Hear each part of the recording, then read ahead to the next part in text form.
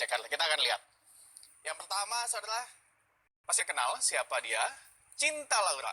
Dia kasih pesan, "My God bless you always," dengan hashtag Ahok Jarot Dirossi. Sudah jelas ditujukan kepada siapa? Kemudian berikutnya dari Cinta Laura kita akan berpindah. Ini ada juga @aska_19. Dikatakan karena yang satu nggak muncul, acara debat jadi ajang kampanye gratis. Wena. Berikutnya ada lagi Bung Steph. Dia menyatakan setuju dengan Jarot karena jangan karena beda pilihan lalu memutus tali persaudaraan ataupun pertemanan.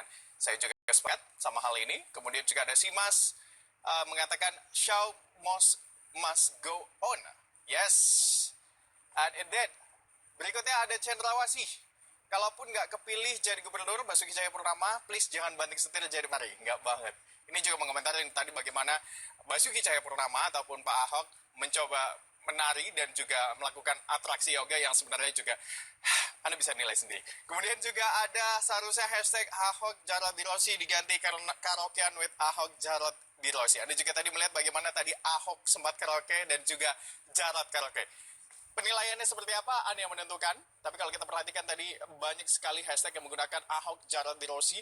Tidak heran kalau misalnya Ahok Jarot Dirossi, hashtag Ahok Jarot Dirossi masuk ke trending dunia di Twitter.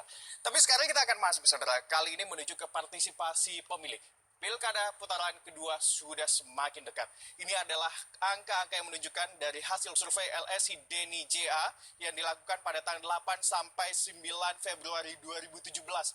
Dikatakan ada swing voters sebanyak 22,6%. Swing voters adalah mereka, si calon pemilih yang berpindah ke lain hati, baik dari nomor urut 2 ke nomor urut 3, ataupun dari nomor urut 3 menuju ke nomor urut 2. Kemudian juga ada soft voter, ini adalah mereka yang belum menentukan pilihan, dan yang terakhir adalah belum memilih, di angka 8,5%. Kemudian, saudara, kita akan melihat bagaimana perkiraan tingkat partisipan. Kalau tadi di soft support mereka yang masih bisa berubah pikiran masih cukup tinggi angkanya, tapi kalau di sini katakan perkiraan tingkat partisipasi Pilkada DKI Jakarta putaran pertama 75%, tapi naik di putaran kedua 80%. Ini data yang diolah dari berbagai sumber. Perkiraan ini juga menurut berlandaskan hasil dari komisioner KPU.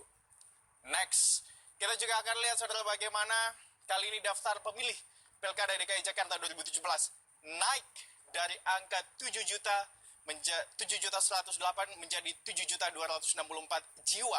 Penambahannya sekitar 156.160 jiwa.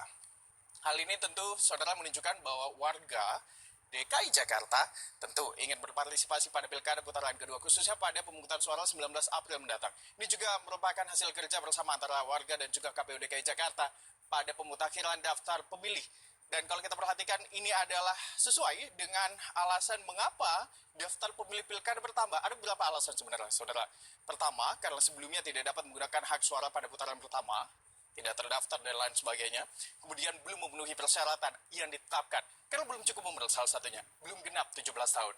Kemudian saudara pemilih yang masuk daftar pemilih tambahan atau DPTB dimasukkan ke dalam DPT dengan syarat pada pemilihan 15 Februari 2017 datang ke TPS dan memilih.